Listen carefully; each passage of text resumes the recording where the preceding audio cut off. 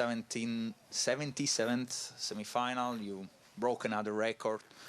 But at the end of the match, you didn't seem, to me, that happy. That is looking like you're concerned about something. Can you share us your thoughts with us, maybe? It was just a sign of relief. I think it was more just that it was finished, you know, rather than to celebrate. I didn't really feel like celebrating too much. You know, sometimes I do the Medvedev celebration like today, and sometimes I do actually celebrate.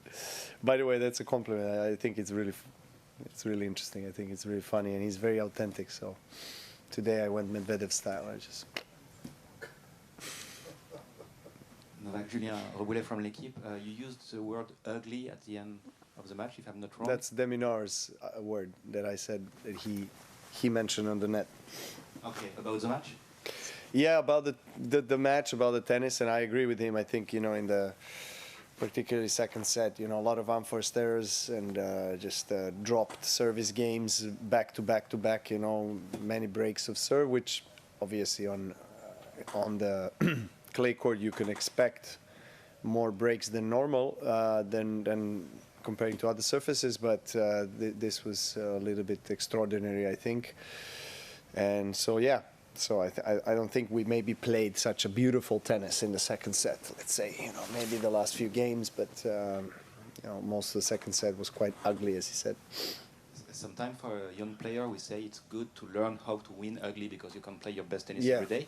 At this stage of your career, is it still satisfying sometimes to win without good feelings about your game, your level, etc.? Winning ugly is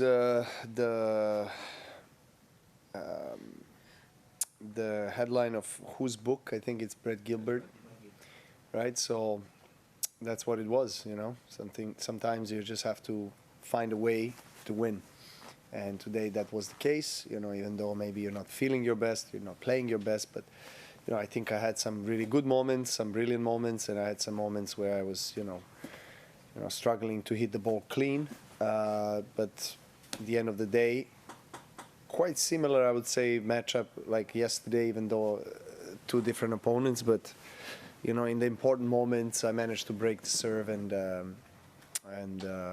clinch the victory. You were friend with Kobe Bryant. I remember a documentary 10 years ago where he talked about what he loved the most about basketball, the little thing that drive the love for his sport. He responded something very funny, saying that he was addicted to the sound of the bucket on every shot. And I want to ask you the same thing.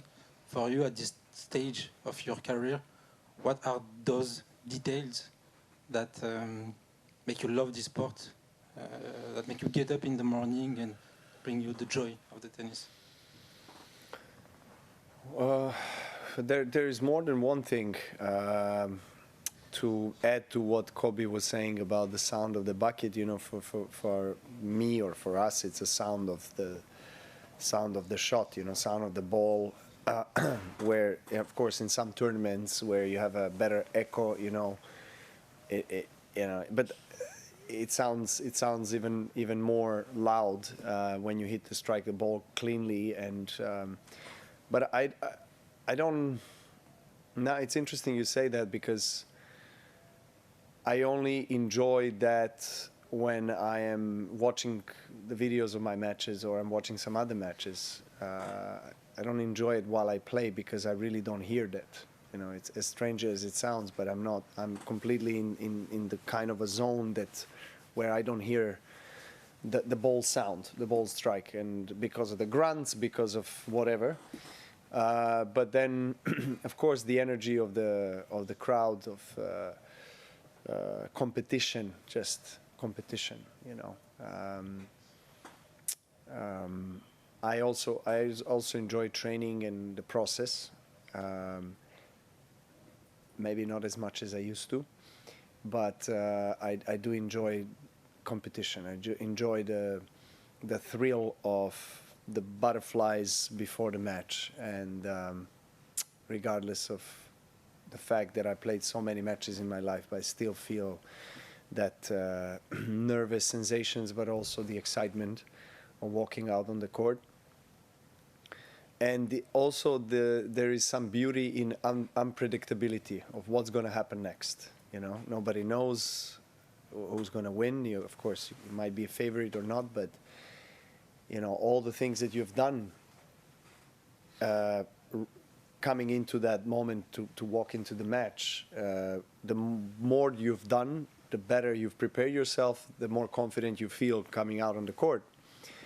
Of course, for everyone it's very individual and it's different, but you still can't know and guarantee for sure that you will play the way you play on the practice session. Actually happened a lot of times where I play incredible on practice session and then I walk out on the court, it's like, wow, you know, it's completely different, or the other way around for that matter.